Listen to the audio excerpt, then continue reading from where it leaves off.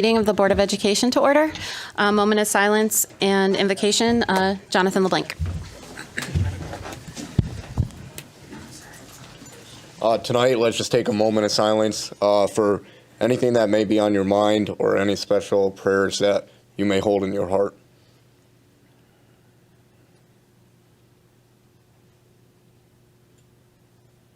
Thank you. Pledge of Allegiance. Pledge allegiance to the flag of the United States of America and to the republic for which it stands, one nation, under God, indivisible, with liberty and justice for all. Thank you. Fire evacuation announcement. Go out the back doors there to the yard. Go out to these doors here, your right, my left, down the stairs, and out to the parking lot. Roll call, Kathy. Mr. LeBlanc, Here.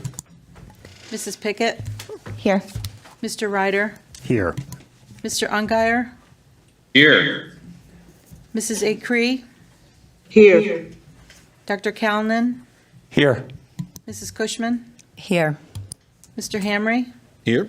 Madam Chair, Here. Board guests. Mini Mayor Chloe. Come on up.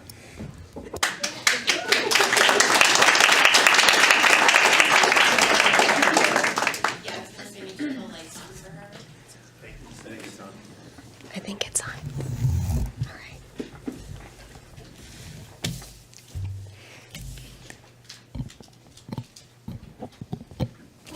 Hi everyone, my name is Chloe Clark and I am Kid Mayor of Enfield. I am here tonight to discuss Kindness Day for Enfield Public Schools. Kindness Day will be on March 31st.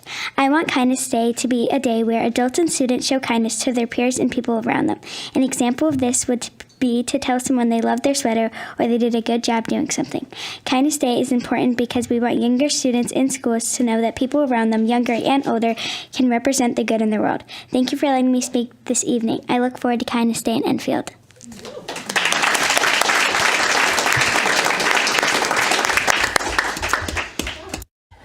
Wait 1 second, Chloe. I have to make sure our board members, does anybody have anything to say to Chloe? Mr. Hamry? Could you repeat that date one more time to make sure we get that? March 31st. March 31st. Thank you, Chloe. I appreciate that. It's awesome that you're doing that. Thank you. Mr. Ryder? What else is on March 31st? My birthday. Yeah. Happy early birthday. Thank you. And I'm glad that Mrs. Dennis got my email, and I'm glad that we were able to connect. Thank you for coming back. Thank you. Yes, thank you, Chloe. Happy early birthday.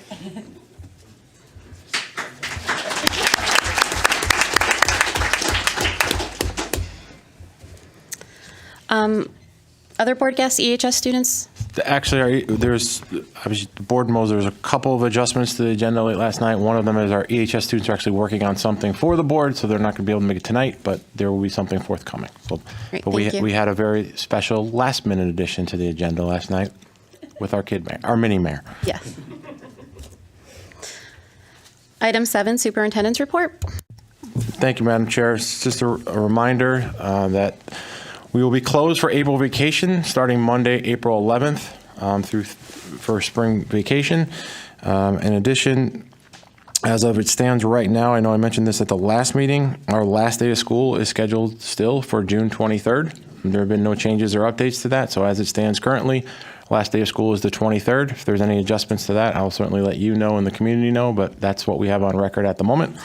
And the last thing I just have to bring to the board's attention, and for those who have children or you're an actual JFK student, as you know, there's big things happening at JFK.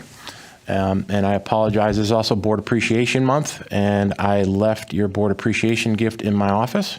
So you'll be getting it at a later date. I apologize, but there was a theme that we have a brand new building opening up in September. But with that, for those of you who've lived through the other shiny new building we have on Route 5, we have to be a bit flexible when it comes to scheduling in that building. And unfortunately, we are losing the last phase or the last wing on Friday, April 8th.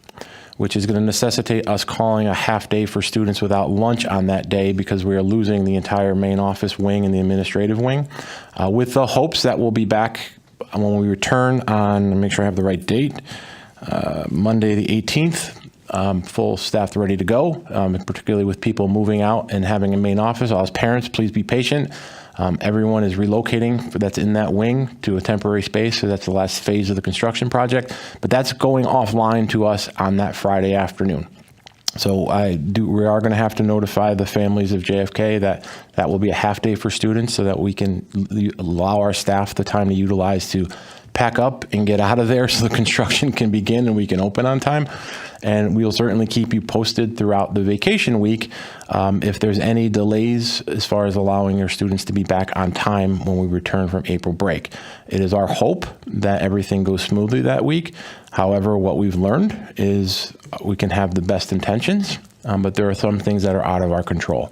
So as it stands now, there will be a half day on that Friday prior to April break on the 8th, and with hopes of a full return on that Monday, but with an asterisk next to it saying, we'll let you know if we can actually pull it off. And that will conclude the superintendent's report. Thank you.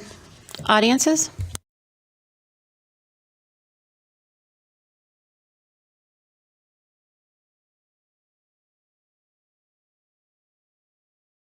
Okay, just a reminder, like I remind you every time before audiences, you must be an Enfield resident to participate in the audience portion of the meeting.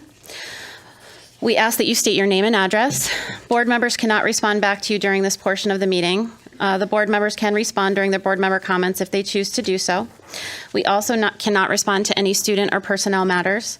We strongly ask that you refrain from personalities. And we strongly ask that you refrain from yelling out during audiences or board members during their comments. And based on the amount of people that signed up to speak tonight, we're going to allow 4 minutes.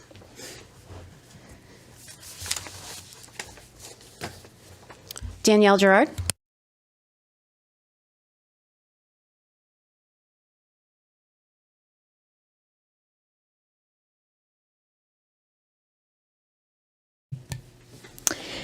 Danielle Gerard, 18 Edgewood Drive. In 2015, we had our first child. We got to experience all the joys of a first-time parent. After having our second child in 2018, all was well until we started to notice that our son was having some behavioral problems. We reached out to our friends at the EFRC, and they helped by introducing us to a program called the Circle of Security. We were hesitant at first, but realized what could it hurt to try something different. We took the course that year and worked really hard on helping our son cope with a new sibling and to help us better understand his feelings and how the child's brain really works. We all know that there is no written book to parenting, and every family and child is different, but the Circle of Security helped us tremendously during this transition. Little did we know these skills were going to be needed again when our daughter stopped speaking when she was 18 months old. We reached out to Birth to 3 and got all the guidance and support we could to better understand our daughter's needs. We used what we learned in the Circle of Security to help us work through the rough nonverbal days. We attended playgroups at EFRC, and they helped our daughter so much. They also helped us, and the support we got, once again, from Miss Erin and Miss Lisa, and the staff was amazing. In 2021, our daughter went to school for the very first time. She now attends the integrated program at Stowe as well as Head Start. I cannot say enough about the staff, administration, her teachers, and these programs. The support they have given us, no matter what, has been amazing. Our daughter is excelling since she has been in school. She has a speech, social, emotional, and developmental delay. Dr. Kellnan spoke in February about the Circle of Security and possibly doing a pilot program in our schools. I think this would be an absolutely amazing program to help and support our parents and children through the tough times and changes in their lives. Not only that, but the Circle of Security also helps you grow with your child. Understanding feelings and learning new ways to help them cope through all these crazy times in their life. During these meetings, we had a small group of parents that we got to know. It helped us to realize that we were not alone in this.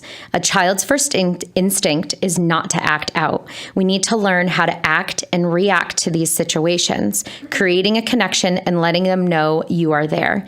There is so much to learn from this program that I believe it can be applied to all ages. We are currently doing a refresher course with Miss Erin. We are 2 weeks in, and I'm already seeing a change with all of us. Talking about our feelings doesn't come easy to some, and my wife can sometimes be one of them. but it helped us all work through it together. Ms. Pickett said in February as well that she hopes to not just help the child, but also the family. This is how we can do it. It takes a village. Thank you, guys.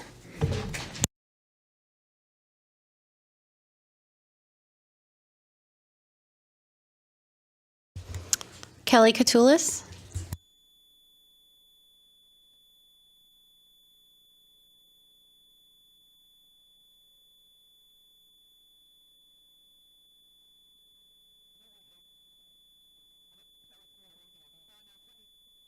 Kelly Catoulis, 23 Putnam Drive.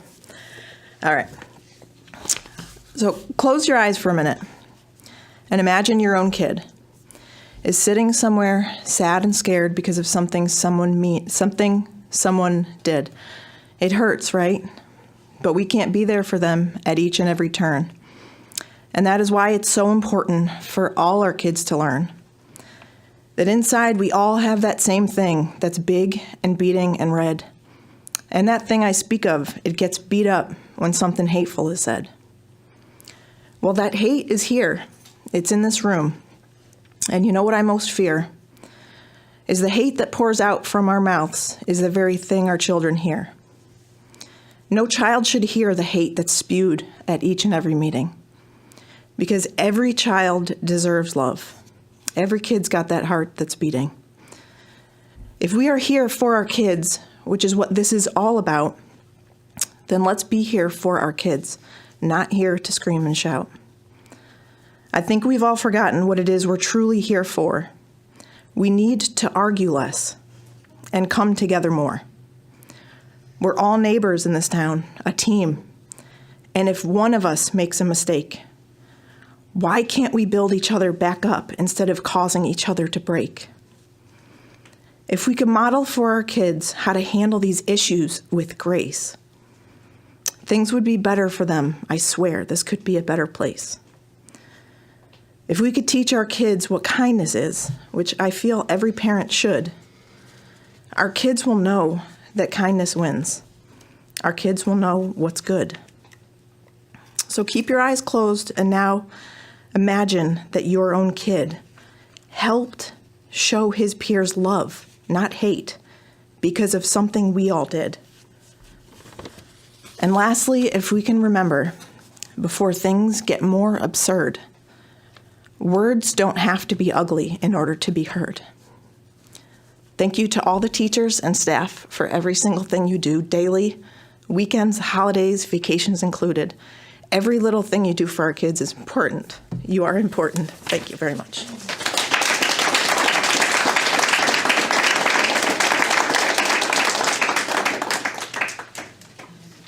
Matt Schmidt.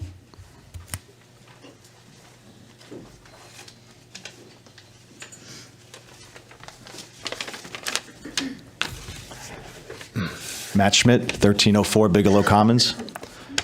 Good evening, Board of Education members. It has now been well over a month since the infamous pizza assignment took Enfield by storm.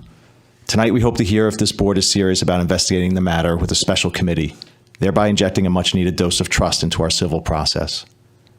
The pros for looking into this matter are immense: parental engagement, transparency, community involvement, and the potentials may be even greater: procedural improvements, the prevention of future occurrences, improved community relationships, and the inherent accountability that comes with openness. I cannot fathom a reason not to investigate. What wrong could come of it? Even if such a committee creates a heated debate on how the school district obtains its curriculum or lessons, this airing of objections would be a net positive for Enfield Public Schools, as it would provide a path to resolution.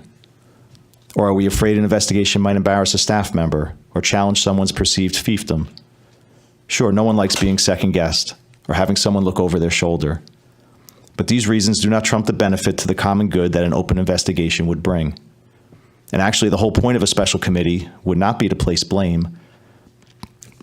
Excuse me. We could sit here all night and easily do that, lobbing insults at one another. No, the point of a special committee would be to amend the procedures that allowed the pizza assignment to happen in the first place. It is an adult reaction to a problem rather than an immature one. Advancing serious solutions to serious issues is what will prevent this body from just being an extension of social media angst. As regards this angst, I think there is something that needs to be made explicit, though it is something that should not even have to be said. Enfield Public Schools is not just about its administration. It's not just about its teachers, nor is it merely about the parents of students who attend or the elected members of this board. It's not even about some guy who comes every other week to speak wishfully at these meetings, or the many others who voice their concerns. It's about all of us looking out for the best interests of children. And creating a committee that represents all of us to look into the pizza assignment is an endeavor this board should gladly embrace, an opportunity you should not let pass by. Because missed opportunities are perhaps one of the greatest disappointments in life. So I hope this board moves forward toward creating a special committee, takes advantage of this opportunity, and does not let this night end in disappointment. Thank you.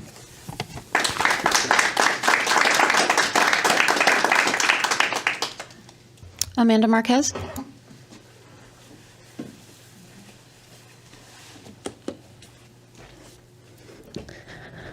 Amanda Marquez, Hoover Lane. I've been coming before this board for 7 months now. Coincidentally, that happens to be the same amount of time my oldest daughter experienced normal kindergarten before COVID restrictions changed the world and the schools indefinitely. I want to shine a light from my perspective as a young mother of 3, one of which hasn't even started his school career yet. I've just begun this next chapter of motherhood titled The School Years. My youngest will graduate in 2037. We still have 15 more school years ahead of us. With all of the COVID changes to the classroom structure, such as remote and hybrid learning, it has given parents a bird's eye view into the classroom, as well as the curriculum that is being taught to our children. Since I've been attending meetings, I've witnessed questionable curriculum brought to the attention of this board and superintendent on numerous occasions. Specifically, at the October 26 meeting, a parent questioned what assignments would slip by and be discussed in the sexual education unit, stating that transparency on the topics should be the #1 priority. This board was also encouraged to consider the likelihood of tangible harm to children's bodily privacy and dignity by discussing such deeply personal topics in the classroom. Once again, parental concerns were ignored, and the result was the mistake of the pizza and consent assignment. Claiming this assignment was a mistake did not answer the questions surrounding how it happened in the first place and what steps are being taken to make sure it won't happen again. 3 meetings have taken place since this specific assignment was initially brought to your attention. Why hasn't this issue been addressed? Does our school board and superintendent not think that teaching inappropriate sexual content to minors is a serious matter? It seems that the majority of our town and country think that this is extremely inappropriate. Lack of action and explanation by our district's leadership has led to the undesirable backlash from citizens nationwide directed to the teachers in our town, and it is absolutely unacceptable. Now imagine at the meeting when the news cameras were present, if you had taken the opportunity then to answer questions and present solutions, just how differently the nationwide press about Enfield could have been. It's been noted that some of you began your Board of Ed journey as a parent sitting in this very seat, voicing concerns of your own. I hope that those that sat before you took your concerns seriously and addressed your questions with complete transparency.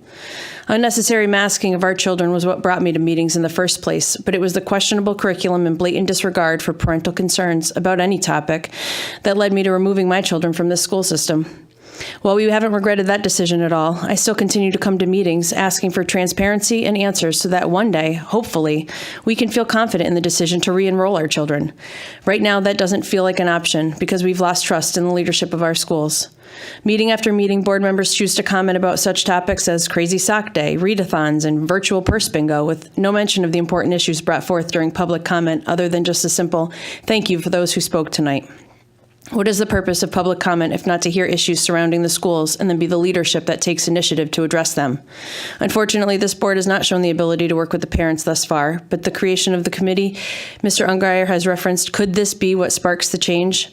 Honesty and transparency should be the ultimate goal in the parent-school board relationship.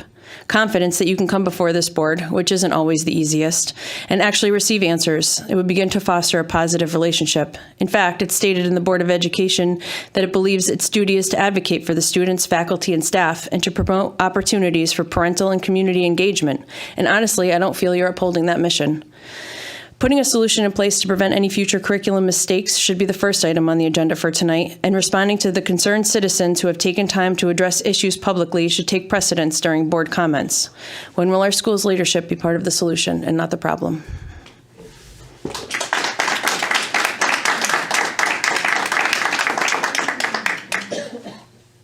Ryan Schutz.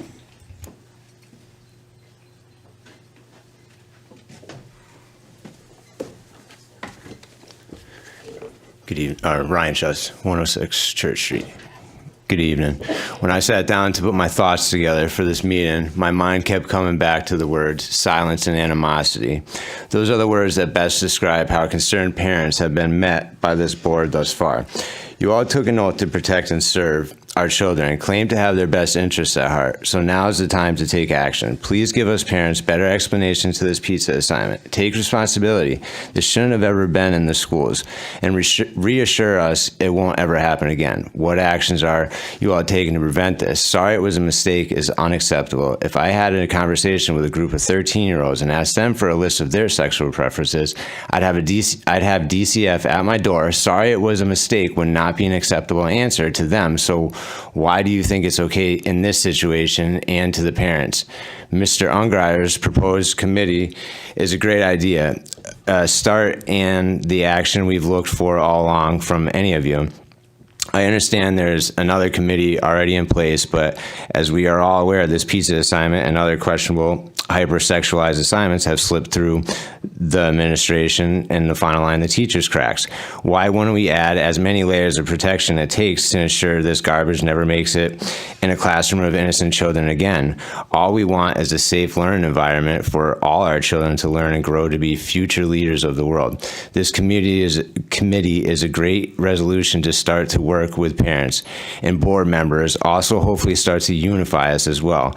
The division is and was part because you all claim to have the children's best interests, yet anytime anything comes up that is questionable to the health and safety of our children, you all act like it isn't happening or turn a blind eye and spin it on us concerned parents and citizens as monsters or bad guys. All we want is some sort of explanation or actions from any one of you. Like Mr. Ungeier's proposed committee, this could actually show you're all for the kids as your mission statement claims. The past 2 years, they've been masked for safety. Now, for political reasons, everyone is safe, even all of you, now are miraculously safe without a mask because someone above you said so. Need I remind you, you used your power to use COVID to silence us too. We've been telling you all along these masks don't work. You all ignored it. Evie Flaherty bringing up questionable assignments in October. Had someone listened or took action, then possibly could have prevented this pizza assignment. Point is, we've been right. You didn't answer, won't listen, and look and treat us as we are hateful and crazy when it's all out of concern for the future of our children. Stop looking at us as an enemy, but as an extra pair of eyes that is needed to help protect our kids. Let's come together, start with this committee, and let's grow to work together. No more of this, us and them. If we all agree we have the best interests of our children, then that's our common ground, and we move from there. Thank you.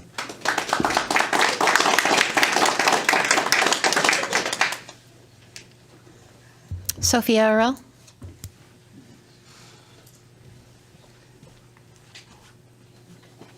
Sophia Arell, 48 Weymouth School Road. 2 weeks ago, after leaving the Board of Ed meeting, a woman who apparently was also at the meeting started Facebook messaging me.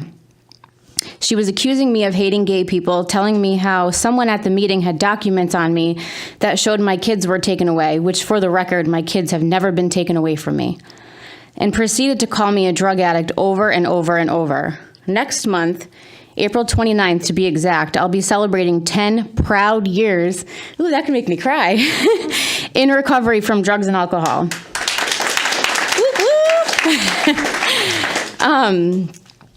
So calling me a drug addict was the only true thing that she said. For a group of people who scream, sometimes literally, about acceptance, others' feelings, unity, and inclusivity, they sure don't practice what they preach. I own a home with my husband in Enfield. I have 3 kids in the Enfield public school system. So because she couldn't speak on any of this, she chose to attack my character. If this woman really knew me, she would know my brother is gay. She would know him and his boyfriend recently lived in my home. She would know that one of my daughter's godparents is a lesbian. Just because we don't agree on certain policies doesn't give anyone the right to behave this way. We're all adults and we're here for one reason, the kids.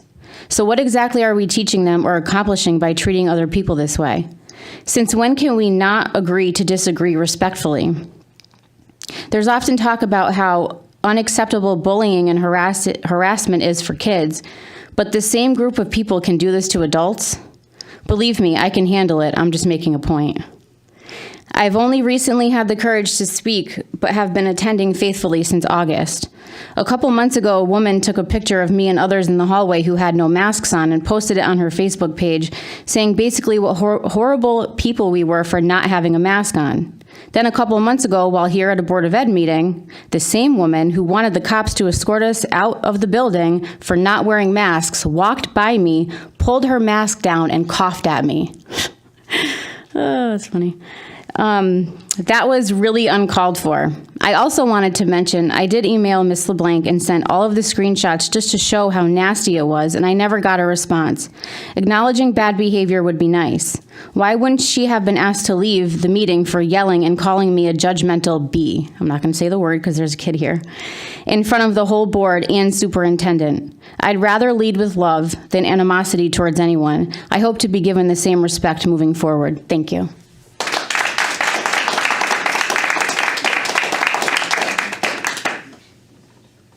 Tracy Jarvis.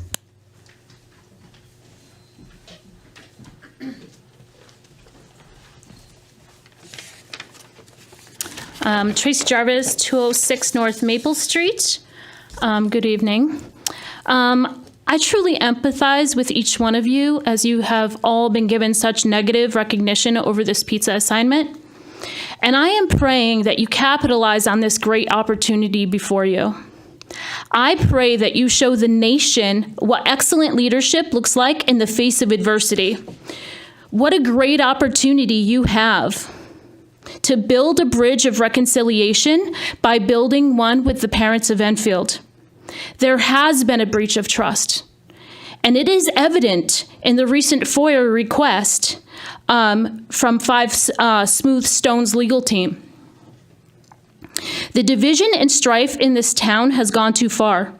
Our community is fragmented and grieved over the hard lines and obstinate posture of those using their voice. As leaders, the whole nation is looking to you for resolution. Please show them we can meet in the middle. We can bring resolve. We can come together. Please lead us to reason together. I'm not certain what that looks like. Perhaps it's a policy of transparency or a special curriculum committee. I do know this. Your leadership can restore friendly relations in our community. Your leadership can bridge a gap and restore the breach of mistrust. We, the community, are taking our cues from you. You have such great influence, and I am praying for each of you by name. I am praying for proper resolve that brings healing and unity to our diverse community. And I appreciate, Madam Chair, you speaking last meeting about building bridges. And that's a great start. That is what is desperately needed. And you are in this seat because these people believe in you. They believe in your leadership. So may the community voices follow your lead and bring solutions of reconciliation. And I too cannot wait for Enfield Kindness Day. Thank you.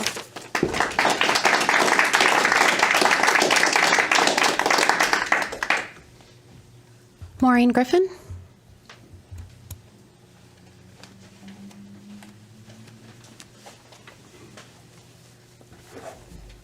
Hi, Maureen Griffin, 98 Abbey Road.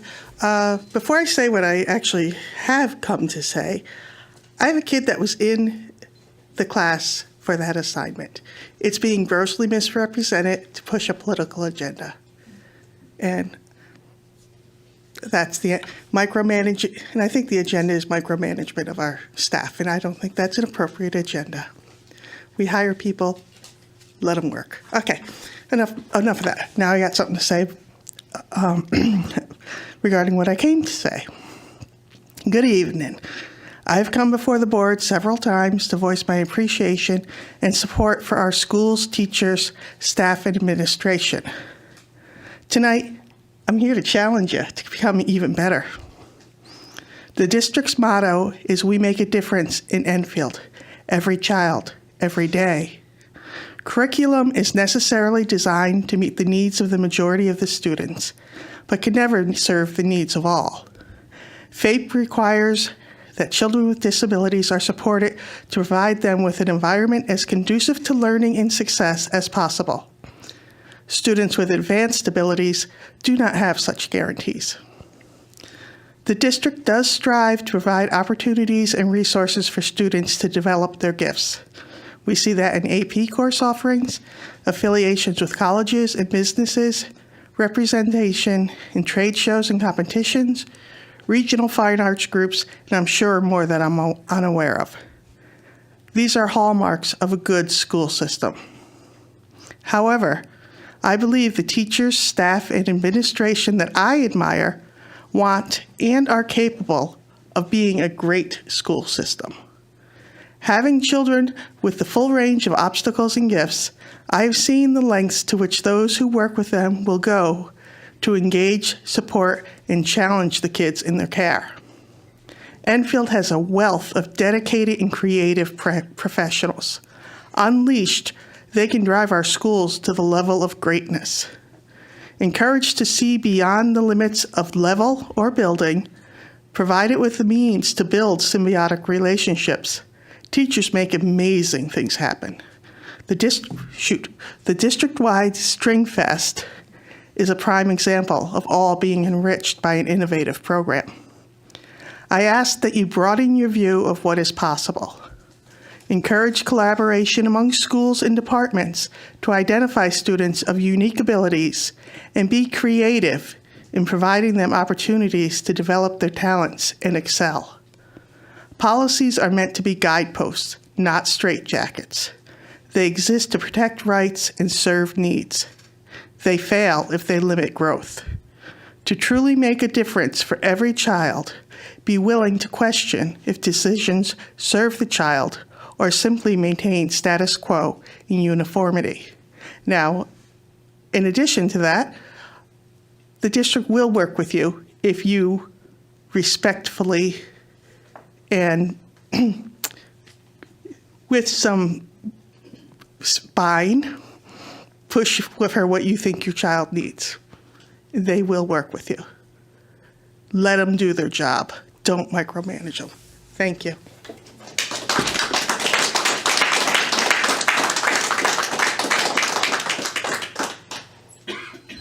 Ryan Moore.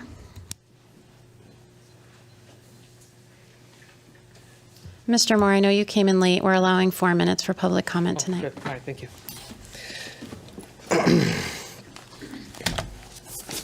Good evening. Ryan Moore, 10 Ryfield Drive.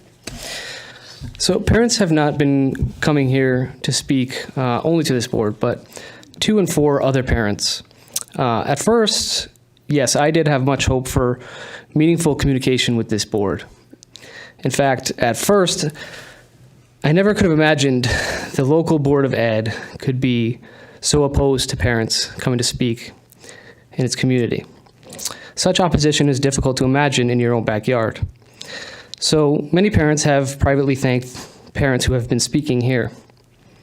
Those whose children are still in EPS say they fear blowback on them, or more especially on their children. Many parents have chosen to homeschool. Many are leaving Enfield entirely. Their concerns, the very issues that have caused them not to enroll in the public schools they are forced to pay into, should be of the utmost importance to this board. A declining school system and a declining student population is the death knell for any community. The truth about our schools is this: EPS has fallen from 98th out of 200 districts in 2009 to 153rd in 2019. That's 10 years. In that same time, our DPI scores have fallen, ranging from 10 to 15 points below the CT target of 75 in math, science, and English. The town has been forced to close numerous schools. These are hard truths. Unfortunately, we ignore these hard truths and come to these public meetings and act as if school pajama parties and the like are the foremost concerns that we have. There are finite time and resources that can be allocated in educating children, and curriculum that focuses on cultural indoctrination campaigns, or hypersexualization, race essentialism, during a little time of crisis, no less, detracts from time spent on academics. This is deleterious to our students and our schools beyond measure. I wish that I could send my children to the schools my taxes pay into. But the hard truth is our schools are failing. Other parents wish they had homeschooling or private school options. So instead, they seek to relocate. These issues must be addressed. Our school system is not adequately serving the students in it, and it is not going to attract new families into our community to replace those who are leaving. This affects everyone. Our schools should be a source of pride, not division. The latest pizza assignment is only a symptom of the problems in our schools. It is not the problem itself. The polarization and opposition I see is disheartening, and maybe I haven't done enough to counter it. Did I only set myself against it without a consistent consideration to finding the opportunity towards the unity that I had hoped for in the beginning? I want to thank Mr. Ungeier and the chairwoman, one for offering and the other for publicly expressing interest in forming a special committee to address these concerns. You have the policies in place to create such a committee immediately. This could be the start of a new beginning, and that is my hope. What happens in the next week will set the course for the future of Enfield. You are in this position. I hope you will seize this opportunity for positive leadership and unity. Restore a hope that is badly needed. Thank you.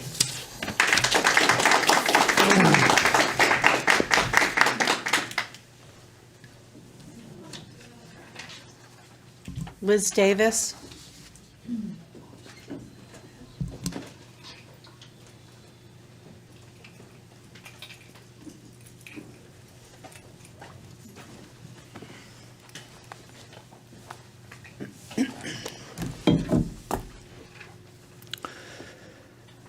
Good evening.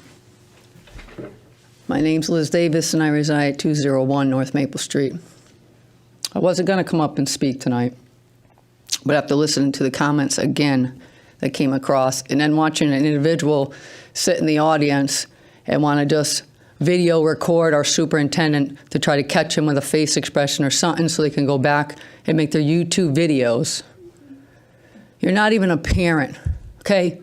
You don't have anybody in the public school, but you want to keep coming here and doing this stuff to our education. Okay? I really don't get it. Then you guys want to come up and still talk about the pizza assignment. Well, you know what? If your children actually received the pizza assignment, then they would have been instructed what was done to prevent it from happening again. But guess what? You don't have children in the public school. So why does our education system need to keep explaining to you what we are doing or what they did do? I do know the parent posted on social media thanking the Enfield Public School System and the teachers for everything they did and how they removed it quickly. But it's amazing, the same group that wants to come up and say other people are throwing hate are the ones that keep coming up and spreading all this false facts. I don't get why. It was a mistake. Please tell me one parent come up here and publicly speak that your child was personally affected by it. You know what? I'll be right there fighting with you. But none of your children were affected by it because it was an accident. It was retracted right away. But instead, you want to torment our educators over this. We know, to all our teachers and staff out there, that you're doing the best you can. Please ignore what they're doing. You guys are the licensed educators that spent thousands and thousands of dollars on your education and your license. And we have a bunch of people coming that aren't educators telling us what we should be teaching and how we should be teaching our children. That is what baffles me too. If you think you know so much about education, then go to school, get the license, become a teacher then. Actually do the job and let's see how you can do it. Because these teachers we have are doing an amazing job. I don't know how they're doing it. Our superintendent, our central office, thank you again. I know last week it was 3 minutes and I wasn't able to do my whole speech. So you know what? I got a little bit of time tonight. So the last meeting, I did salute Mr. Dresik for everything you've done in an Army Challenge Excellence coin. I have never publicly ever coined somebody. You know, I've coined a bit through my career, but you, sir, I wanted everybody to know, I want the nation to know the leaders we have in Enfield. The leader that represents our children, our teachers and staff, for the nation to see a real leader that doesn't get bullied and pushed to do stuff that will hurt children, that he put everything on the line for our children. Let's remind that. Over 5,000 students, you parents out there, he put everything on the line for your kids. So it's time you come and you start speaking up and having his back, because we need him more than ever. This group is trying to push our superintendent out. They make jokes about it on social media. You know why they want to push him out? Because he's not in charge of their kids. Okay, they're homeschooled or they go to Catholic school. So they just want to disrupt our public education. This is public education to educate all children. We should be adding diversity to our curriculum, not trying to take it away. And you know what? The sex assignment that went out, our pizza, you got to sign a consent form to take the class. Okay, just say you don't want to do it. Okay, it was an accident. What's the big deal? What are you so scared of? But Mr. Superintendent, thank you again for everything you've done. Your whole entire staff. We cannot thank you enough. Ms. Davis, your time's up. Thank you. Thank you, Madam Chair.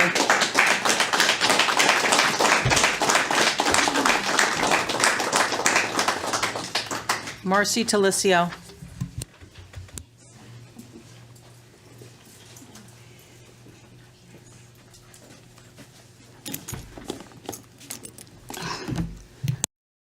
Marcy Talicio, 23 Coolidge. So a couple things. You guys have taken a beating for quite a while, since the election, and even before for those who were on it. So I just want to say you are doing a great job, and I appreciate all that you do and that you keep showing up, because it's tough. I would also like to say to Andy and Chris that, you know, you've been very helpful, and I appreciate that. You're accessible and you're responsive, so I think that's, you know, wonderful in leadership. I do want to talk a little bit about bullying. I have experienced it in my family recently. And there are at least 3 parents in the audience that have also experienced their child being bullied in our schools. I would like to know, so this is more of a question than anything. I would like to know more about the Safe School Climate Committee and what they do. What is their role when it comes to bullying or investigating? What are the steps taken with that committee? I do want to also say to Mr. Ungeier and those in the audience that are pushing this parent advisory, we have bigger issues. That's one assignment out of, I don't even know how many in the school district, a million. I've never heard of a child, you know, completing suicide over a pizza assignment, but they have over being bullied and cyberbullying. And I think that a lot of focus needs to shift, and we really need to prioritize where we're putting our attention. Thank you.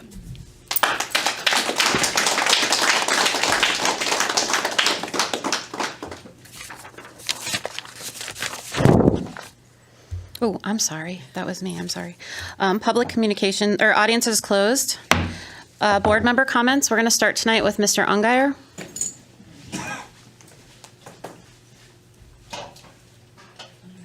All right. Good evening, everyone. And I want to start board member comments with a couple of comments. First, I'd like to say something to our kid mayor, Chloe. I think your Kindness Day, March 31st, is just an outstanding thing, and I applaud you for that. And there's not enough kindness in the world, but just to recognize it and set something aside to say on this day we're going to be kind, and I love it. I think it's a great idea. So congratulations to you, and encourage everyone, every student, every administrator to participate and be part of Kindness Day, March 31st. Second board comment is I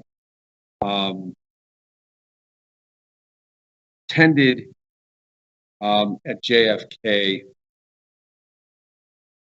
the Invention Convention, and I thought it was amazing. It was the first invention convention I'd ever been to, and there were so many students that had their inventions on display. I was amazed at the level of creativity and the work that went into it, the innovation that they displayed in finding solutions to everyday simple problems. They had a better way of doing it.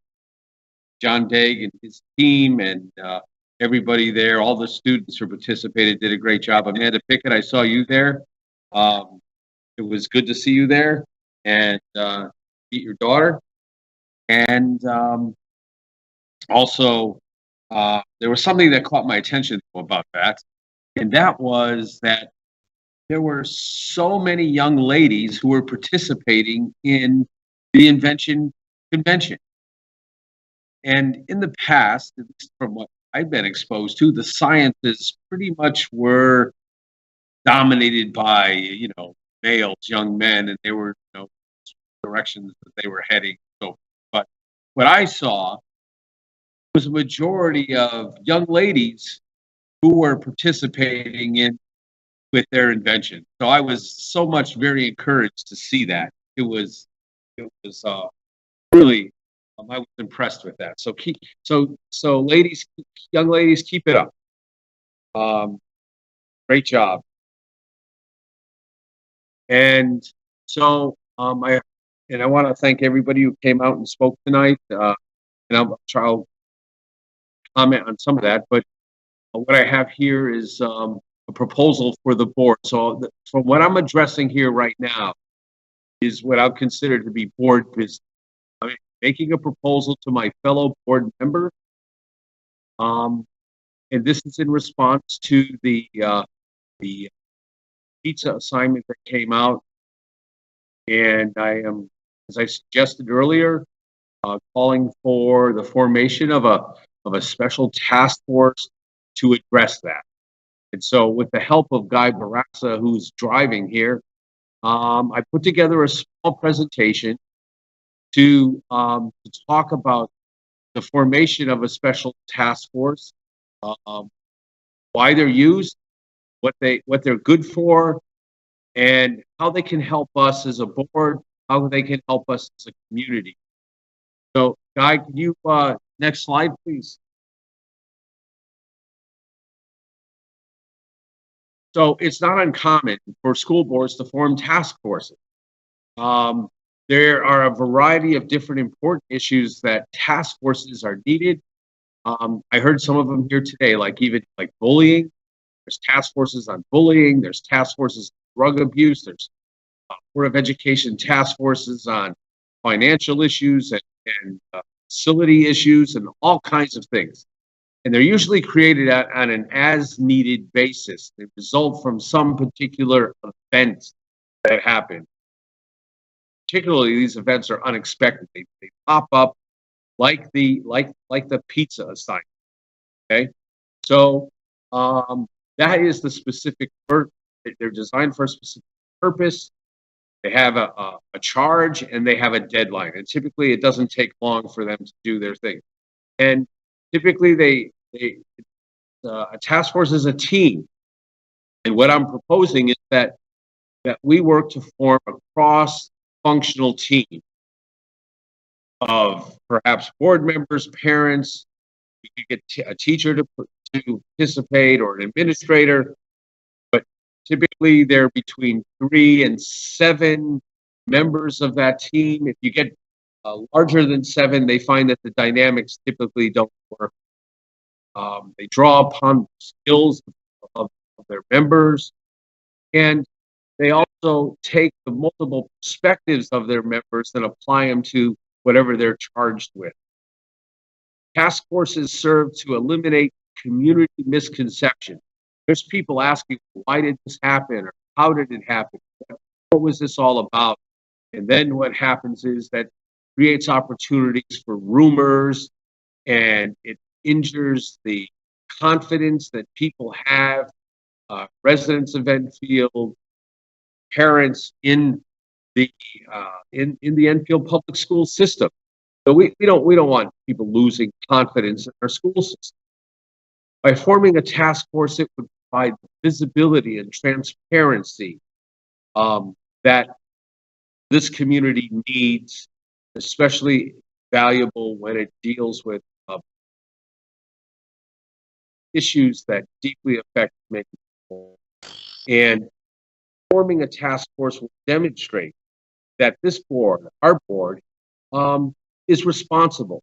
We're responsible to the residents of Enfield, parents of our kids, the administrators here, and it allows us to do something that is important and meaningful. Next slide, please. So I mentioned before that I come from the aerospace industry, and in the aerospace industry we have tools that we use for dealing with, I'm going to call them mistakes. Okay, other people call them escapes, and basically that's when you hear those two, it's really the same thing. I understand that everybody makes mistakes. Lord knows that I've made certainly my share of them. Okay? We all make mistakes. Everybody makes mistakes. Teachers, administrators, even members of the board make mistakes. However, some mistakes can cause significant injury. And when that happens, when those opportunities for injury happen, then we need to do whatever we can to prevent them from happening. And when, we look at the pizza assignment here, it's not just parents who were very upset, came to our board and voiced their concerns about the pizza assignment. But I think of our administrator, I think of superintendent and vice and assistant superintendent, even his administrators who were greatly injured by all of this, by this mistake. It's unfortunate, but we as a board need to address it, and we need to prevent it from happening again. We saw a mistake earlier last year, I think it was in October, with this social identity wheel. That was a mistake. It was identified as a mistake. And now with the pizza assignment, another mistake. And both mistakes have resulted in a lot of parental concern from students as well. So what we use in aviation, and by the way, what is this called the 8D, or the 8 discipline, in finding the root cause. What's the source of the mistake? What's the source of the problem? We need to find out and to determine what that is. And so this was a method used and developed by the Ford company many years ago, but it was adopted in the aerospace community because it's very, very effective in determining what the root cause of particular issues are, and very effective in putting together corrective action. See that it doesn't happen again. And it's called the 8D method, or the 8 discipline. And as I said, it's for identifying the root source of a problem and preventing them from happening again. It is based on a team-oriented approach.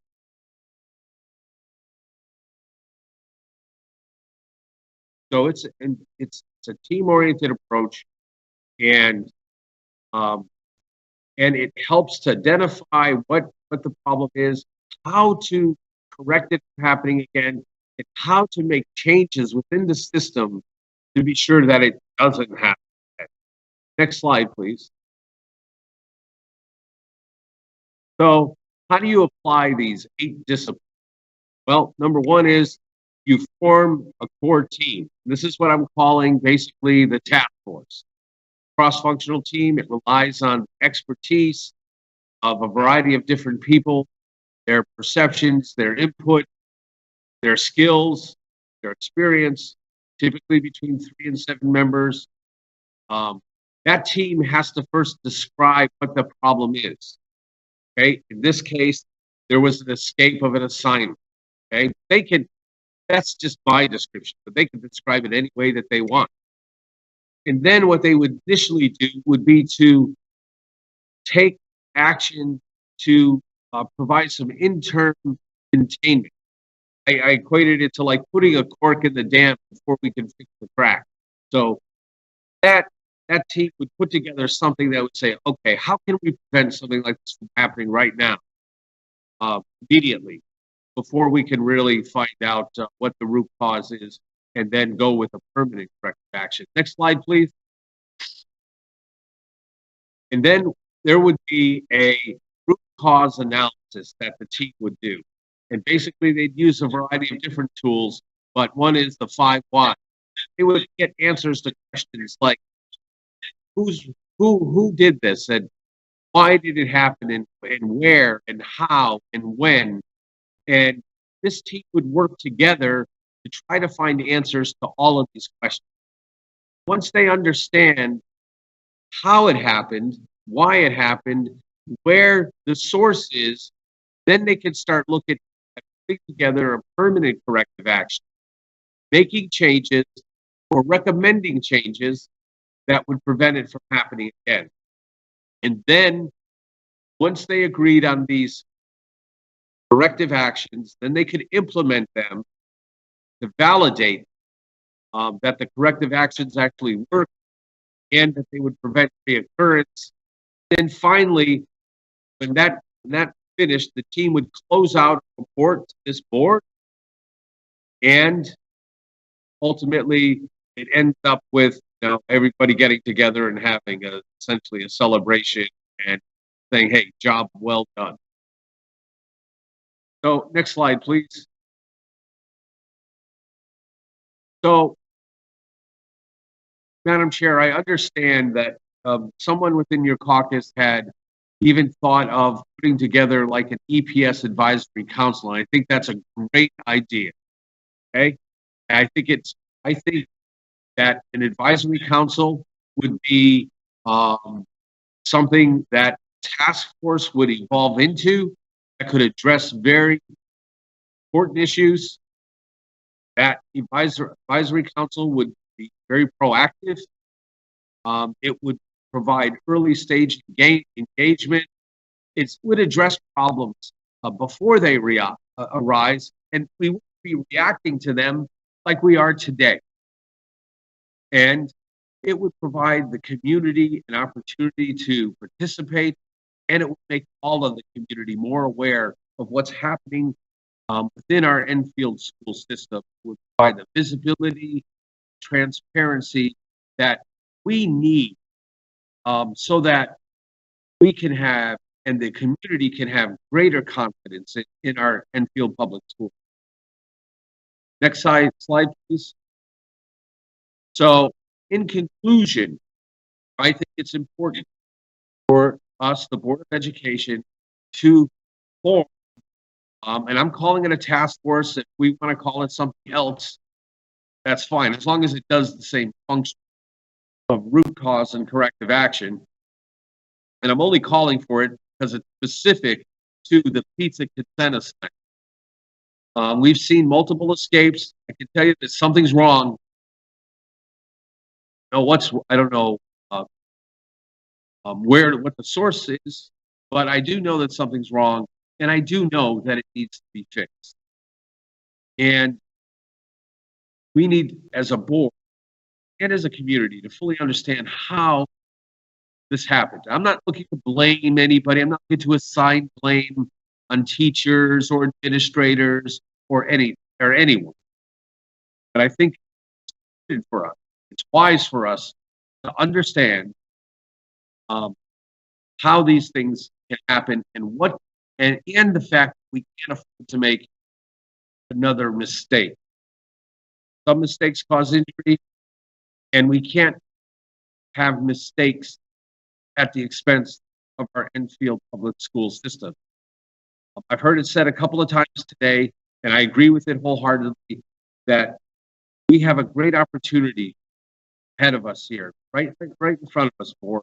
Talking to my board members now, this is a great opportunity for us to demonstrate leadership, to demonstrate responsibility to our community, to say, okay, this is important.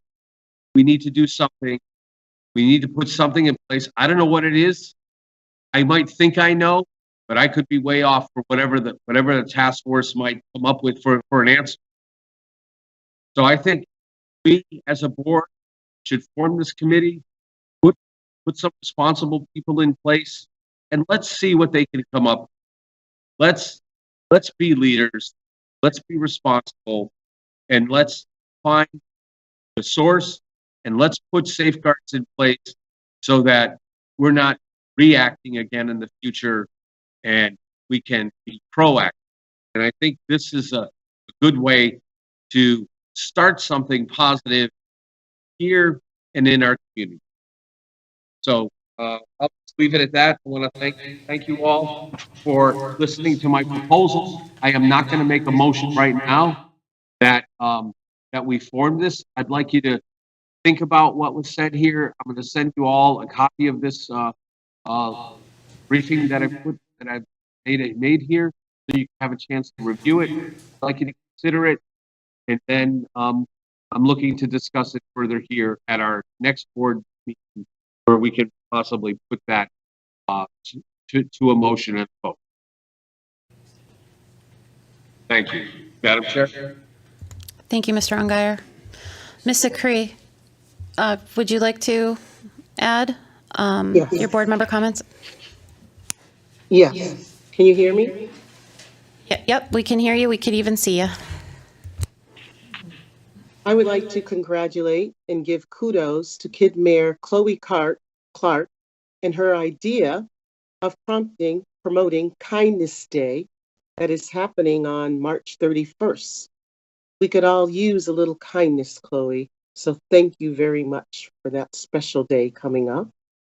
Next, I would like to give a Prudence Crandall update on what is happening at the school. First, there's a food boat that's at Crandall, and students are bringing canned goods and non-perishable items. They've bought so much so far that there has been 2 truckloads that have already been picked up from the school. The students are working toward a fun incentive. Next, Crandall will celebrate March Madness Spirit Week, and it's going to start the last week of March. Here are the activities for the week. On Monday, March 28th, it's wear a jersey, t-shirt, or sweatshirt day from a sport you play or an activity that you participate in. On Tuesday, it's called Tie-Dye Tuesday. Create a tie-dye item to wear. On Wednesday of next week, it's College Day. Wear an item from your favorite college. Thursday, it's called Tourist Thursday. Since it's almost spring break, wear something from your favorite vacation spot. And on Friday, April 1st, wear the Crandall School colors of red, black, or white. The PTO at Crandall is working on a Scholastic Book Fair fundraiser that will happen sometimes in the spring and will also be a combined effort for both Crandall and Henry Barnard School. And lastly, Crandall is incredibly proud of their kid mayor, Chloe Clark, and the school is excited to participate in her kindness initiative next week. And lastly, I am also looking forward to working with Mr. Ungary's task force. I feel it is important to make sure that the future lessons that are presented at our schools and any lessons of a delicate matter are not introduced to our students before they are developmentally and emotionally ready to handle them. But also, hopefully, the task force can address other concerns that are in our school system, such as what we heard tonight, bullying. Thank you, Madam Chair. Ms. Cushman?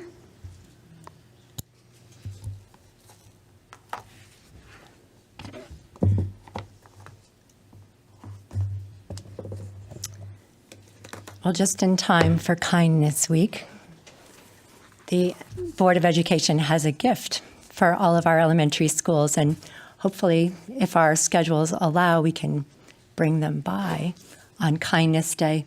But it's a book that's called The World Needs Who You Were Made to Be by Joanna Gaines. And we just wanted to bless the youth in our schools because it has a really good message that everybody does have something that's a unique gift and talent and just who you are. We just want to celebrate that with you.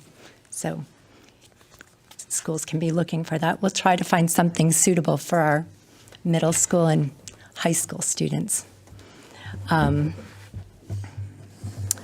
did want to support the formation of the task force as outlined by Mr. Ungeier. That will enable us to work collaboratively with our district staff and members of our community to address the many questions and concerns that were voiced in recent weeks about the consent lesson. Our community invests a tremendous amount of money into the education of our children. Parents are not only taxpayers, but they are the primary stakeholders in the public education system. The system's minimum responsibility should be to provide accurate, timely, and comprehensive information about the curriculum, especially as it relates to sensitive and controversial topics such as sexuality, race, gender, identity, and political ideology. The task force would lead to the transparency that is valued by most and that is necessary to help build unity and restore trust in our community. In seeing the assignment, I think for many of us, even if a child of our own wasn't in the class, just seeing what is available nowadays that's being offered to students is something that there are many that have concerns and that they would want to just make sure, even if they weren't in the 8th grade, in this particular assignment, what could happen, what could my child be exposed to? There's the concern about the what ifs. I did have a question too, though. I know regarding the consent assignment, there was a mention of the Healthy and Balanced Living Curriculum Framework, and I did read that online. And but also reading about some of the Connecticut general statutes has raised some questions about what's required of us. It seems that under Title 10, Chapter 164, and Section 10-16B, that health and safety is identified as a prescribed course of study. But I guess my question is, does family life education fall under that health and safety? I don't know if that's something that, if we should. I don't know if I'm totally following the question, so if you'd like to send it to us, we'll Okay. get you an answer. So there's, I'm not a lawyer, so I don't, when you start quoting statutes, it's. okay. There's just a general statute that talks about Title 10, Section 1016B. It does talk about all the different, what's prescribed by school districts that they need to offer. And they do, list health and safety as one of them, which I thought was, there's a lot of very valuable information in health and safety. But what I was surprised about, and we often hear about when it comes to sex education, that students are not required to participate in what they call family life education programs. That's something that we're aware of. But what I was surprised to find was in Section 10, 16D, it says family life education programs are not mandatory. That nothing is required of any local or regional board of education to develop or institute such family life education programs. So I know there was a lot of talk about this consent being something that was a requirement, but I just was questioning whether that really is, and if we as a district can be more deliberate about what we're allowing to be included in our family life program. So that if you think that would be something I can send maybe through you to Michelle, so that we can, I'm not sure who would have the, okay. And we can decide. Okay, so that was, okay, that was something that was, I've been wondering, so, okay. Thank you, Ms. Cushman. Mr. LeBlanc? I want to take the moment to congratulate all the boys who got notification last night that they made the Enfield High baseball team, and wish them luck as they head down to Jersey this upcoming weekend.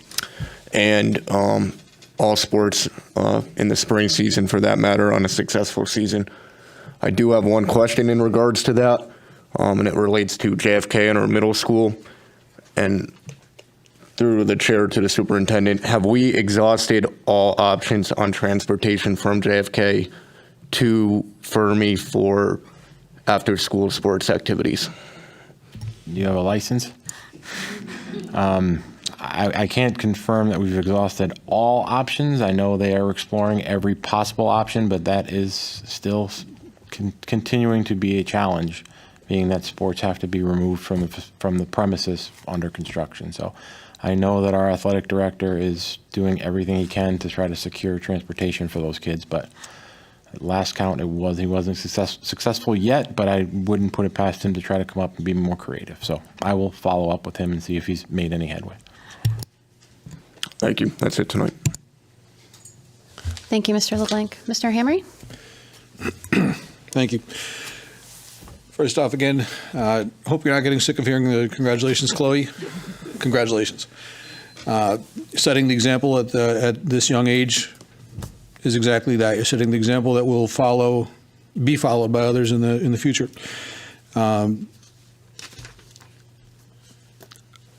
And in most opportunities to speak, I take that opportunity to go into great detail about something profound.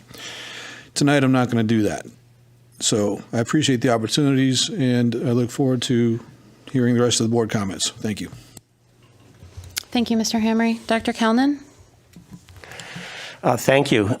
Chloe, thank you. For the millionth time, thank you. You're getting sick of hearing this. But really, the concept of being kind on one day of the year, making that day very special, I think is a simple idea, but it's really quite, when you think about it, it's pretty profound. So thank you so much for coming up with that idea. Okay, I just wanted to make a few comments quickly about Enfield Kite activities. Enfield Kite is serving as the Enfield School Readiness Council, will review and score applications from early childhood programs for quality enhancement grants from the Office of Early Childhood. Boy, that's a mouthful. I'm sorry about that. The Kite membership will vote on the application that the council selects. The council has also selected 3 parents to participate in Kite meetings. This participation will give Kite a greater understanding of the parents' perspectives and priorities regarding the needs of Enfield children. So a workshop for early childhood educators was held on March 8th. The topic under discussion was establishing and managing routines, and the presenter was Peg Oliveira of the Giselle Institute. Ms. Oliveira will also be holding a parent workshop on March 14th entitled Cracking the Code, the Why of Early Childhood Behavior on March 14th via Zoom. And yet another community conversation sponsored by United Way will be held on March 30th. The topic is still to be announced. Kite and the Enfield Public School Systems are working on something called the Transition to Kindergarten Packet. The packets can be picked up at a central office drive-through on April 5th at 6:30 to 8:30 in the morning, and again at 5 to 7 in the evening. A transition to kindergarten program will be presented live on April 11th and can be viewed until April 20th. There will also be a Q&A night on April 20th when parents can get information about the specific schools their children will be attending. And finally, with respect to KITE, another 2Gen meeting was held last week. Many of you may have seen the front page article in the Journal Inquirer yesterday about childcare and early education funding. Executives from General Dynamics Electric Boat, Bigelow Tea, Boehringer and Ingelheim, and Hartford Healthcare all testified in favor of a bill providing for $700 million in funding to support early childhood care and education, such as, for example, the Stowe Early Learning Center. It just makes good business sense. These businesses joined workers and early childhood providers in calling for financial assistance. Now is an ideal time for the Enfield town government to step up to the plate, and a good way of starting would be for them to participate in 2Gen meetings and activities. Moving on to Stowe Early Learning Center, application for Head Start, Integrated PK, and the PK STEAM Academy can now be made by going to www.enfieldschools.org and clicking Stowe Early Learning Center Pre-K application. No application is required if children in Head Start are aging out, but the parents want them to continue at Stowe. A great Enfield tradition will be continued this April 1st and 2nd when the Women's Club of Enfield will sponsor the annual Arts Festival. This event has been going on for 56 years. It's an incredible tradition. It's still popular as ever. Kids in all grades from pre-K to 12th grade will have an opportunity to display their work. I hope I'm not stealing anybody's thunder. But, 2 people over. Oh my God. It will be held in the Enfield High School cafeteria. I think why I decided to include this in my talk is, to the best of my knowledge, correct me if I'm wrong, Chris, but to the best of my knowledge, this is the first year that pre-K has participated. It is. So I think that's a great step forward. It's a wonderful thing to include the pre-K kids. Just a reminder, pre-K kids are still required to wear masks until further notice. And that concludes my talk. Thank you, Dr. Calnan. Ms. Pickett? All right. So I wanted to start by thanking you, Chris. Your superintendent report was short, and I'm going to say it's because you're too humble and too kind, and that you actually need to brag more. There's so many great things that are happening in our district and areas that we need to better understand and support. Honestly, I wish I could see a PowerPoint of that instead. But in all seriousness, this community is full of staff, students, and families that care. I saw firsthand how this community can rally together. Coaches, counselors, school nurses, teachers, bus drivers, admin, and alumni students who come back to give back. At the end of the day, we must be doing so many things right. We have a community that cares, and now we just need to heal and come together. I think it was mentioned that it's Board of Ed Appreciation Month. I'm going to start by thanking Tina for your leadership, your willingness to listen, your commitment to students, families, and staff, and also thank all the board members here and virtually with us for your commitment to our town. There's lots happening around summer programming, so I know Town and Rec has their tons of fun summer flyer out, and ERFC camp information is out. I am hoping at maybe the next Board of Ed meeting we can hear more about Enfield Public Schools plans for summer programming. I was hoping to see a collaborative approach to summer programming with our partners to be able to offer more flexible, full-time, and low-cost or free options for families. I'm still hoping that we could post all of this information in one common place for families to navigate, as it's challenging to know what are all the options and who to go for what, and how to make a full day out of the different programmings that's available. I'd also like to hear more about our strategic planning process moving forward. How can we include students, staff, and families' input for next steps in our ARP funding and other state initiatives? Thank you, Mini Mayor, and I can't wait for the 31st. I also want to touch on some school facilities. So I know that right now the town has a survey out about the plan of conservation and development. I encourage everybody to please complete that. And if something in that survey doesn't adequately kind of capture what you're hoping to see, there is blank areas. I encourage you to write in your concerns or thoughts. I know personally I am very concerned about some of our school facilities, parking lots, bus safety, sidewalks, drop-off lines spilling into major roads. We actually had a fire alarm situation at Enfield Street, and as I was leaving, there was a police officer there helping with traffic because there was an emergency. And I actually was like, gosh, I wish he was here every day because it is a nightmare getting in and out of that parking lot. And I said that to him as I left. I'm like, oh, you should come back tomorrow. I did reach out to leadership, and thank you, Ellen, for your response. I'm excited to hear more about how we can have joint discussions with town council around priorities. Again, and I encourage folks to complete that survey for our community. Jerry mentioned the transition to kindergarten event. It was funny, I was sharing Kite's post about that and completely forgot that that is me. I have a child who's going to be transitioning to kindergarten. I'm like, oh God, I should actually probably register for this. My hope is that there is some type of in-person possibility for families. I will speak personally as a moment that my son's almost towards the end of first grade, and I've been inside of his school 2 times. And it is really challenging, especially since both of those events were at the beginning of the school year and only allowed one parent. My husband has never been inside my children's school. And that is feeling very strange. And actually, in some weird ways, I feel like I was more connected to school during COVID and hybrid learning and virtual learning than I am now. So I'm hoping that, with spring and summer and seeing that events are happening at schools, that there is some type of transition to kindergarten in-person event for families so we can get in our schools. I too attended the Invention Convention, as Mr. Unghire mentioned. Thank you to the staff, students, and families. Tessa really enjoyed JFK's auditorium. I think we could have sat in there. I was loving the inventions, but she was really loving that stage. I want to remind parents to please read the principal newsletters that you get. They typically go out on Fridays, although not everybody's on a Friday schedule, so I don't want to speak broadly. But there are important updates and information in those newsletters. I also want to thank, I think it's Carrie, that's at least who Chris told me it was. There was a nice addition in the elementary school version of the newsletters with like one-pagers on iReady and how to use iPads at home.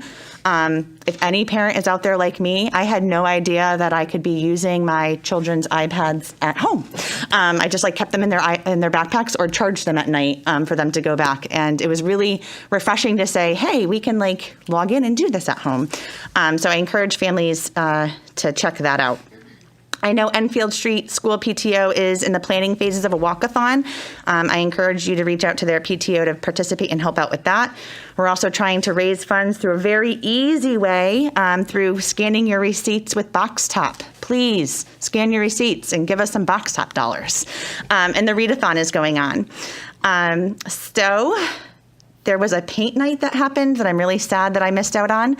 And my daughter's amazing teacher is going to be at Hartford Public Library on the 30th and can't wait to participate in that really blended event in Hartford and checking out their library.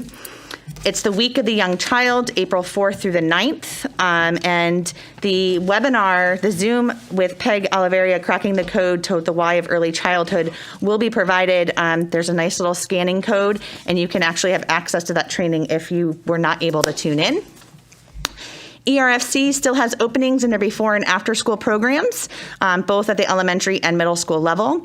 They have registration for April vacation break care, spring programmings from K to 5th grade of all different types of things, crafts and STEAM and adventures. Their summer camp registration is also open, K through 8th grade, from June 27th through August 26th. And you can get more information at erfcinc.org. I do want to address Mr. Unghire's task force, just because I think I might have been the board member he was referencing as far as being open to having a parent advisory committee of some sort. And I do want to say, I'm glad you mentioned that. I actually did reach out to you after you had mentioned this task force on the 12th, and I was hoping to be able to have some conversation with you. However, I didn't get a response. So it's a bit concerning to me that there seems to be folks who know more about this task force design and presentation that was happening than a board member sitting who actually reached out wanting to know more. So to me, this demonstrates more of a political move than actually trying to help out our schools. So I do have a couple questions. How have we responded to mistakes or issues that have happened in the past? Is this a typical response? We have had many families, staff, and residents come here and raise concerns, yet we haven't formed a task force to address any of those. So how do we make decisions about committees and task force that we form? I also need to better understand the purpose. I'm really unsure what you're trying to find out. I believe we know what happened and that it hasn't been a secret. We know that the root cause of the assignment is actually a health sex ed assignment that's linked to the 8th grade health standards and framework, actually the ones that Ms. Cushman just referenced. So we know that it's about health education. We know that that is an opt-in class that families do not have to have their students participate in. Chris has shared that it was a mistake. So a staff mistake is a personnel issue, which is actually not a function of the board and is actually in conflict of our duties. So I know it said we don't want to place blame, but if we don't, I don't know what we're trying to find out then. I totally understand wanting to better understand the process of curriculum writing, approval, implementations of lessons, and maybe this is something that we could review in a committee or as a Board of Ed presentation or in a more permanent advisory council, but I don't believe we should be doing this just on the pizza assignment. I want to make it clear, and I'm not going to say this again if this does become an agenda item later on, I will not be part of a political agenda to scrutinize teachers, assignments, health and sex, race, SEL, our LGBTQ students, or any other important initiative. I do support a more permanent stakeholder advisory council with the defined purpose of connecting learning to home and home to learning. This could be a great way to foster partnership opportunities, support transparency and awareness, voice and decision-making, and our work on educational equity. Enfield Public Schools students, staff, and families should be part of setting our goals for our districts and action planning for priority items. So I will not reiterate those pieces again if this does come to discussion again. And I think it's important to be very clear in how we support staff and how we address concerns of families. I totally understand what it's like to be a parent sitting at that mic. I often was met with the same set of silence, but I also don't want anybody to think that there isn't work that happens not sitting up here on a Tuesday night.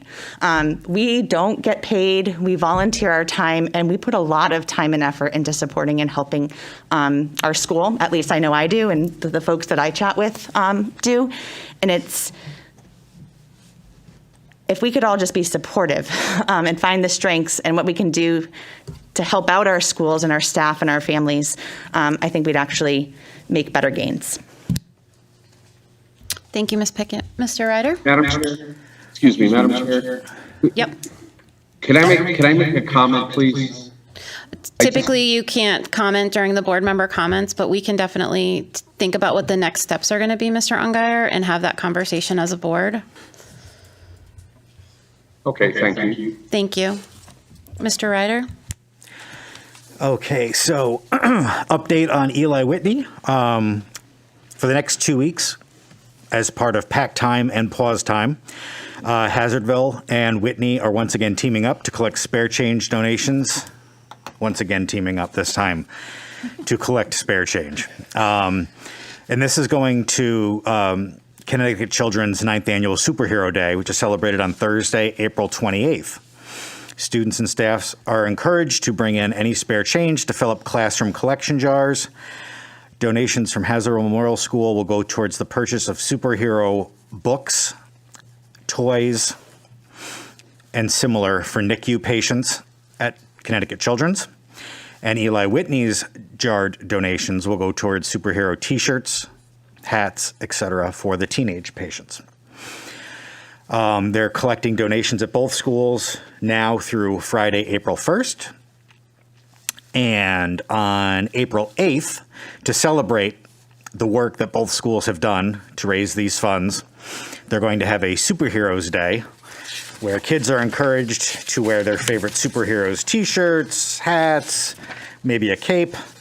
But we will be having Superhero Day at Hazardville Memorial and at Eli Whitney School on Friday, April 8th. It was initially going to be, Friday, April 8th. It was initially going to be on the 1st, but one of the two schools is having Picture Day, and we didn't want to mess up Picture Day with everybody dressed up in a theme, although I think superhero pictures for class pictures would be great. Pi Day, as I mentioned last meeting that was coming up, was a huge success. Again, classes at Eli Whitney were challenged to complete 314 lessons by March 14th, 314. Our students passed over 1,000 lessons per week in preparation for this event. Every classroom met their goal, which meant all 19 teachers and our principal and assistant principals all got pies in the face. There are some great pictures of this event if you go to enfieldpto.com/Eli Whitney and look at the most recent newsletter, and you'll see some great pictures of staff getting hit in the face with pies. There's also a Spirit Week coming up, leading up to April vacation. There's an assembly coming up on April 6th for our third graders. And we will also be collaborating at Eli Whitney with Loaves and Fishes in preparation for their grand opening on May 1st. We are now collecting personal care items, specifically on April 20th through April 22nd, which is also Earth Day. And there are also collecting recycled items. We're collecting recyclable items for the April 22nd Earth Day to donate to TerraCycle's recycling program. There'll be links to that also on the website. And I wanted to mention the PLA, wearing my kite/PLA hat. The Enfield Townwide Tag Sale will be back this year, so I will share the flyer with that. That'll be posted on our PTO pages as well, and we encourage everybody to take advantage of that in May. And I wanted to remind everybody that 5 weeks from now is Teacher Appreciation Week. So one of those 5 weeks we're on vacation. So I just wanted to give everybody some notice, parents and our students, that if they had a card they wanted to make or a drawing they wanted to make or a project that they wanted to do, that we now have 5 weeks notice for Teacher Appreciation Week, which of course is always the first full week in May. This year it's May 2nd through the 6th. And finally, although Dr. Callan already told us that there is an art festival coming up, I wanted to congratulate my son, who is one of the artists who will have something on display. Again, that's Friday, April 1st from 7 to 9 at Enfield High School, Saturday, April 2nd from noon to 3. And to every student and parent that received an email similar to myself at 1 o'clock this afternoon saying that your kid has something that will be displayed at that art show, I wish you my heartfelt congratulations, and we will see you there. So I believe that is everything for this week. Thank you, Mr. Ryder.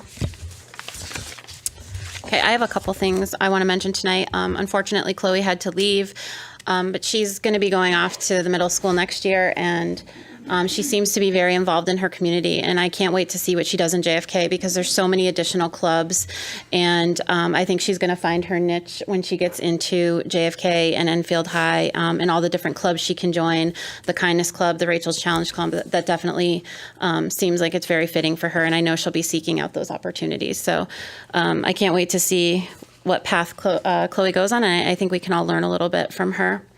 The other thing I wanted to mention is, Ms. Orell, yes, I did get your email, and I'm sorry I didn't respond, but I was very taken back by the fact that your past was being used in a forum like that, and you were very brave tonight to come up and share that. So I congratulate you on your 10 years of sobriety, and at the end of the day, we are all parents, and we always try to remind ourselves that we are all trying to do what's best for the kids, and you're a mom, and you're a sister, so I appreciate you sharing that tonight, and I don't expect that to happen when people come up and talk at the microphone, because that's what people are afraid of, is exactly what happened there, and it has happened in the past to other people, so people should be able to come here and share how they feel And whether it's a difference of opinion or not, they shouldn't have to be worried that they're going to get private messages about something in their past. So I think that goes for everybody. But thank you again for sharing that with us.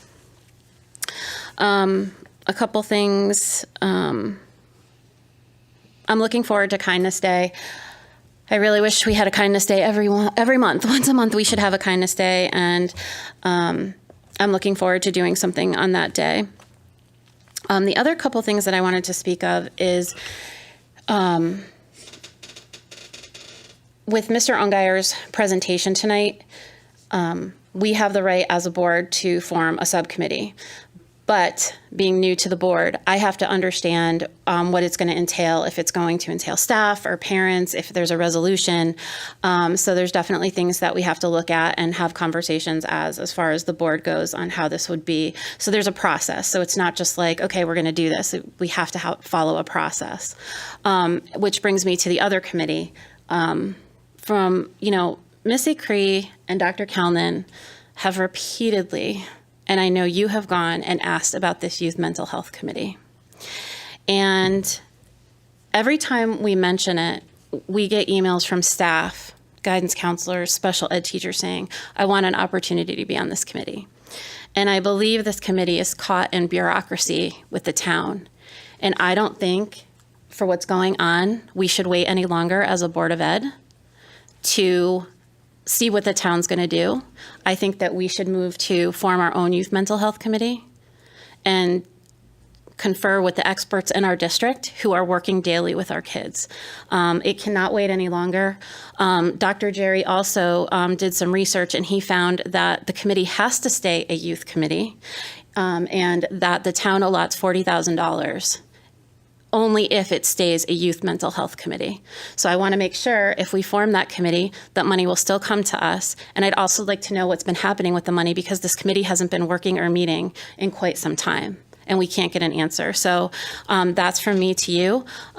We'll be looking to look into these committees, and I think it's the perfect time to go ahead and do so, because we're going to have to look at what the logistics are and forming committees and having staff on it, and if we're going to have community members. But I don't want to wait any longer for the town to get this together. I definitely think it's something that we need to move forward as a board. Dr. Kalnin and Mr. Cree are, I don't want to say relentless, but they're persistent in having this done. And I think that's very good as board members, because they're very concerned, and they don't want to wait. And the longer we wait, I just don't want to do it. So I'm hoping that's something that we can do, is branch off on our own, and then still have those funds to come in and perhaps get more of our staff involved. So the other thing I want to mention is every year, the facilities, we seem to not be a priority. We had the Enfield High kids start lacrosse and track, and it's a whole day at Enfield High on Saturday, and we're missing porta potties. Our bathrooms aren't unlocked, and that really needs to start to be taking a priority. The facilities, especially like there is major concerns from the bus drivers and parents about the back of what Enfield Street School looks like. It's becoming safety issues. So we need to, on the Joint Facilities Committee with the town, we need to start making these schools, not just the roofs, the schools, a priority. And I don't want to keep pushing this off and off and off. There's safety issues, and I want that addressed. I was also going to speak of the art festival, but I'm going to add something that these folks didn't.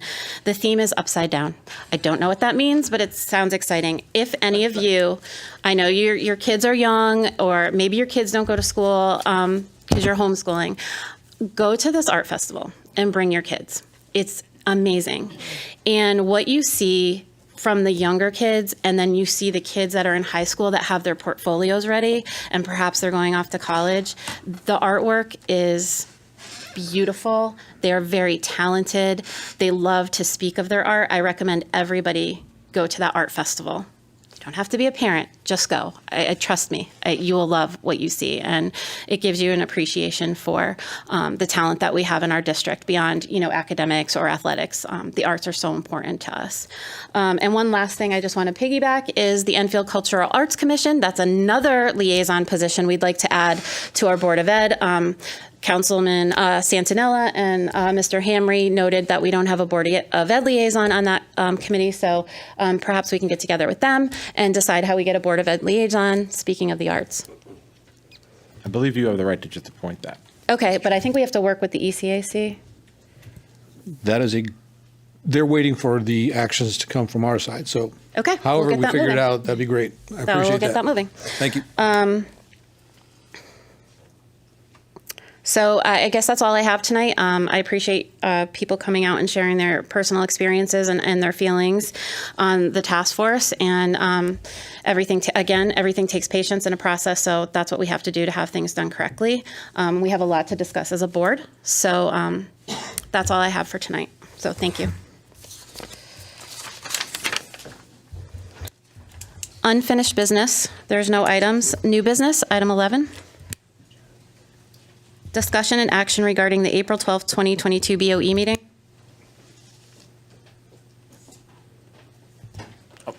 Me.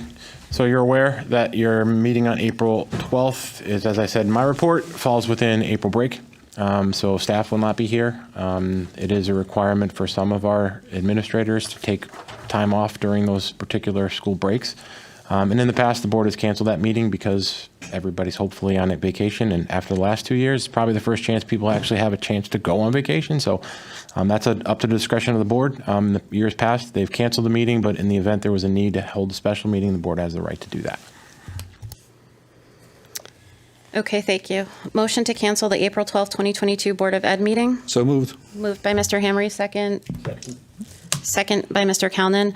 I'd like to add a discussion. Does anybody have any thoughts on that? Just to clarify, the superintendent did say if the need arises, we can just schedule a meeting, correct?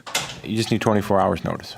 Right, because I think that we have some things that we might want to discuss between now and then as far as different committees that we're forming. So as long as it's all understood that if the need arises, we will definitely have a special meeting.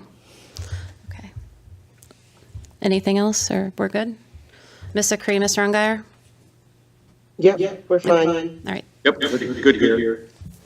Roll call, Kathy? Mr. LeBlanc? For.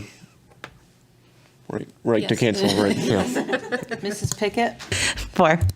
Mr. Ryder? 4. Mr. Ungary? 4. Mrs. Acree? 4. Dr. Kalnin? 4. Mrs. Cushman? 4. Mr. Hamry? 4. Madam Chair? Yes. Motion passes. Item 11B, Board of Ed policy and adoption and policy revisions, first reading. So we have 2 policies that are included in your packets. And I'm not sure the order in which they're in your packets, but I do have them in front of me. 6172.6 regarding distance education, which is another way to talk about remote or online courses. This was a mandatory change. It had language including adding classes for the opportunity for students to have that we might not have in person. So initially, we could offer classes if they were also offered to students physically in the building. And now we have the opportunity to add a few remote online classes for honors classes, et cetera, as well as certain topics that students can now attend virtually, even if we don't offer that same exact thing in the building in person. The other one that we were talking about is Instruction 614611.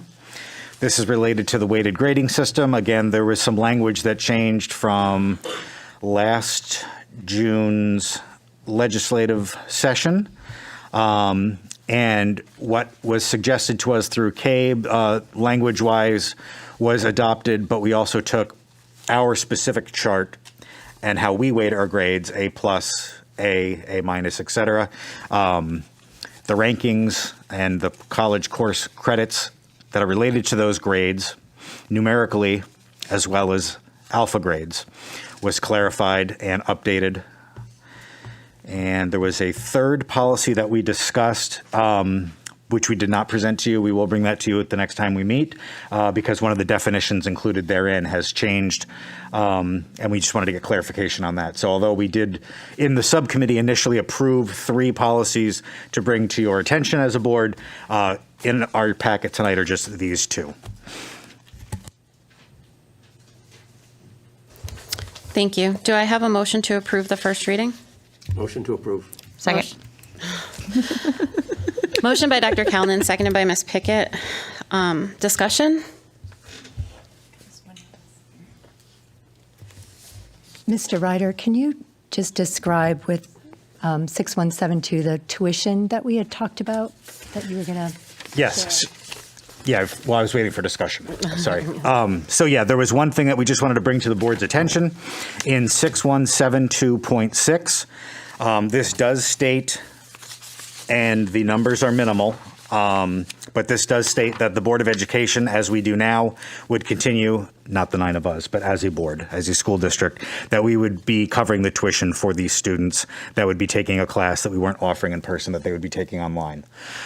So when Mr. Longy brought that to our attention, I had mentioned, because it dealt with money and a line item that I know we already budget for and we already cover, but I just wanted to ask through the chair to the superintendent, approximately, what are we talking about numbers-wise? If you had a ballpark.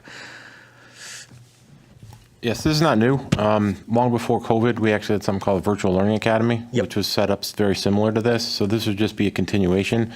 It could vary by year because of the amount of participation or the classes that are offered. So, if anywhere in the ballpark of $5,000 to $10,000 a year would probably be sufficient. But that's already something we currently do have built into the budget already.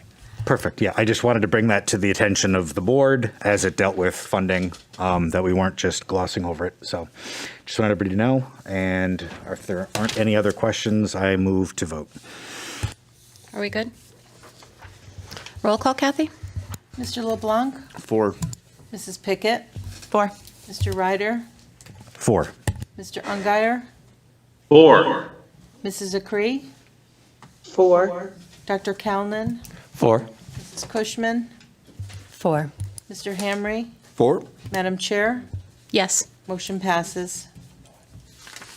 Item 12, Board Committee Reports, Curriculum Committee. Ooh, that's me. We did not meet in March, and I'm trying to find my date for the April meeting, which is, I believe, April. Why did I just lose a date? 21st? Yes, April 21st. And Maureen, I wanted to just say that I believe the agenda item for April will be TAG, which I think is a nice starting place for some of the comments that you made regarding how we can really push students and identify students who could use some extra challenge, extra growth opportunities. Our hope is to really revitalize TAG and restructure that. So thank you for your comments, and that will be the agenda item in April. Finance? No. Nothing? Okay. Policy Committee? Policy Committee last met last week on March 15th, and we meet next on April 19th. Leadership Committee, we did not meet. Joint Facilities, we have a meeting Thursday. Yes, Joint Facilities next meeting is this Thursday, March 24th, and I believe it's virtual. Thank you. JFK Building Committee? The other thing I wanted to mention, sorry, about joint facilities real quick, was we did get notification from the town that they are moving forward because the referendum passed in November, that they are now soliciting bids for all the roofs, the prioritizing which ones should be done first, and there are a lot of schools on here, so I know it's not everything, but fixing the roof first is a huge first step. Although there's other issues that we can address that you brought up this evening on Thursday night that we could bring to the attention of the committee. Perfect, thank you. And then as far as JFK, next regular meeting is scheduled for April 7th. They may have a need for a special meeting on March 31st. They'll let us know. As Mr. Drezek mentioned earlier, they're about to turn over another wing and get ready to do the main office area. which will be, I believe, the last or second to last spoke in this big puzzle that's taken us almost 3 years, our journey through JFK. And as the superintendent mentioned earlier, because of that, there will be a half-day early release with lunch, I should say, on Friday, April 8th. Joint Security Committee? Sorry, Mr. Ryder, without lunch. So, without lunch? Without lunch. They need the extra time, yes. Oh, I wrote it down with Okay. lunch. Yes. Oh, okay. I apologize. Joint Security. Joint Security. We next meet June 1st. Joint Insurance Committee, Ms. Acree, I'll reach out to Mr. Belinda and find out when our next meeting is for joint insurance. I believe we already I believe we already discussed the Youth and Mental Health and Wellness Advisory Committee. Moving on to approval of minutes, the regular Board of Ed meeting minutes, March 8th, 2022. Do I have a motion? Motion to approve minutes. Motion by Mr. Ryder. Second. Seconded by Ms. Pickett. Show of hands.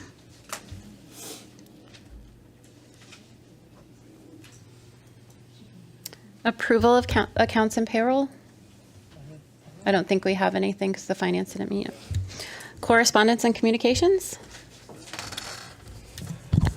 So tonight, there's two things to report. First one will be the Enfield Clean Sweep, which will take place on Saturday, April 23rd at 10:30 a.m.